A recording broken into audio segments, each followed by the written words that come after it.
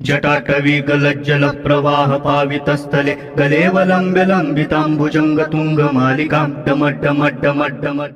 ओम सर्वे भवन्तु सुखिनः, सर्वे सन्तु निरामया, सर्वे भद्राणि पश्यन्तु, माँ कश्चित् दुःखभाग् भवेत्। ये स्पिरिचुअल प्रोडक्ट्स आपको shivago.com पर जेन्युइन और ऑथेंटिक मिलेंगे। नमस्कार, आप सबका हमारे चैनल ज्ञान द ट्रेजर पर स्वागत है। और हम आपको बताएंगे कि स्टडी रूम का वास्तु कैसा होना चाहिए जहाँ पे हमारे बच्चे पढ़ते हैं। पढ़ाई मतलब कैरियर से रिलेटेड हो गया।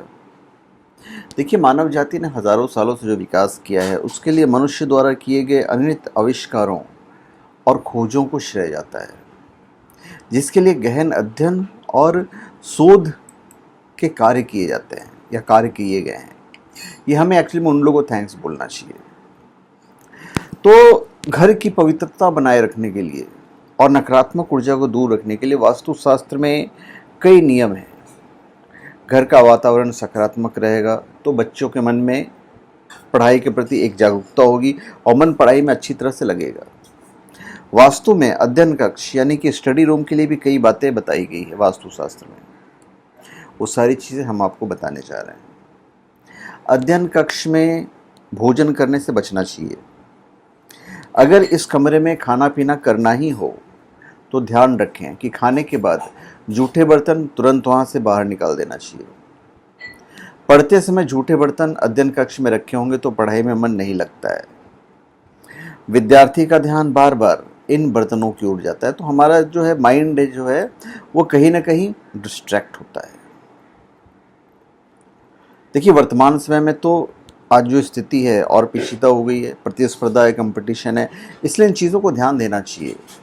क्योंकि वास्तुशास्त्र के अनुसार बना स्टडी रूम न सिर्फ बच्चों की समझने और याद रखने की क्षमता में इजाफा करता है, बल्कि एक ऐसा वातावरण तैयार करता है जिसमें बच्चे के लिए पढ़ाई सिर्फ एक बोझ बनकर नहीं रह जाती है।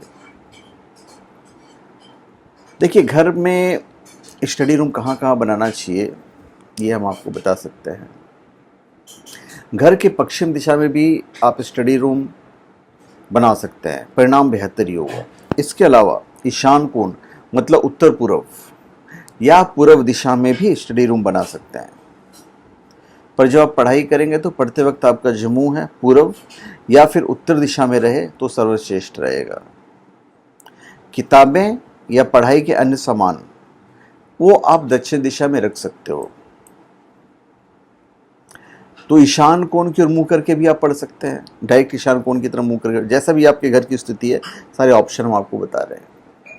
यदि इस दिशा में पढ़ाई करना संभव नहीं हो तो फिर पूर्व या उत्तर दिशा या पश्चिम दिशा में मुंह करके पढ़ सकते हैं। दक्षिण दिशा की ओर मुंह करके पढ़ाई करना शुभ नहीं माना जाता है।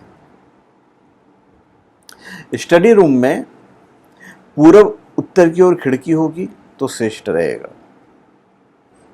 इस कमरे की छत पिरामिड की आकार वाली हो तब तो सर्वश्रेष्ठ है। ऐसे कमरे में की गई पढ़ाई लंबे समय तक याद रहती है। बच्चों के स्टडी टेबल पर छोटा सा आप पिरामिड रख सकते हो, ये बहुत अच्छा रहेगा। पश्चिम दिशा भी किताबें यानी सामान रखने के लिए अनुकूल दिशा है। वर्गाकार या आयताकार स्टडी टेबल का उपयोग कीजिए। पढ़ते समय अगर टेबल लैंप का उपयोग करते हो तो इसे टेबल के आग्नेय में रखें, टेबल का आग्नेय कोण में रखें। कमरों में दीवारों का जो कलर है वो गहरा नहीं होना चाहिए और स्टडी रूम का जो दरवाज़ा है वो पूर्व या उत्तर में आप रख सकते हैं। ईशान या पश्चिम में भी दरवाज़ा बनाया जा सकता है अकॉर्डिंग टू सिचुएशन। पढ़ाई करते समय आपके आसपास का जो वातावरण है वो शुद्ध और सुगंधित होना चाहिए और कमरे में दुर्गंध नहीं होना चाहिए। पढ़ाई की टेबल पर आवश्यक सारी सामग्री होनी चाहिए। अनावश्यक सामग्री को तुरंत हटा देना चाहिए, वरना पढ़ाई के समय आपका जो ध्यान है वो भटक सकता है। प्राकृतिक प्रकाश और हवा के लिए कमरे में पर्याप्त प्रबंध होना चाहिए। कंप्यूटर यदि आपके पास है तो कंप्यूटर को टेबल के आग्नेय दिशा में रखें। नेतृत्व रूम कोण में स्टडी रूम ना बनाएं। वायव्य दिशा में कमरे का दरवाज़ा नहीं रखना आपको, इन सब बातों को ध्यान रखना है। स्टडी रूम के प्रवेश द्वार के लिए नेतृत्व और आग्नेय कोण भी उपयुक्त नहीं है। स्टडी टेबल के ऊपर कोई भी बीम या भारी निर्माण नहीं होना चाहिए। जो बीम बने होता है ना, वो वहाँ पे नहीं होना चाहिए जहाँ पे आप पढ़ाई कर रहे हैं। ब्रह्म मुहूर्त पढ़ने का सबसे अच्छा समय होता है।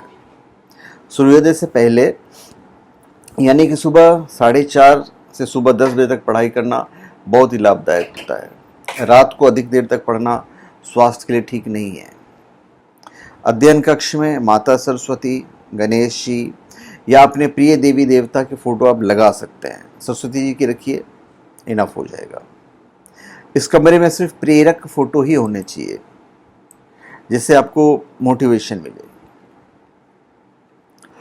स्टडी टेबल के ऊपर किताबें रखने के लिए कोई अलमारी नहीं बनाना है, वो सिर्फ टेबल ही होना चाहिए। और दीवार और टेबल के बीच में थोड़ा सा डिस्टेंस रख लीजिएगा, कम से कम 3, 4, 5 सेंटीमीटर का, 3 सेंटीमीटर का। स्टडी रूम से लगा हुआ शौचालय बिल्कुल निर्माण नहीं करवाइएगा।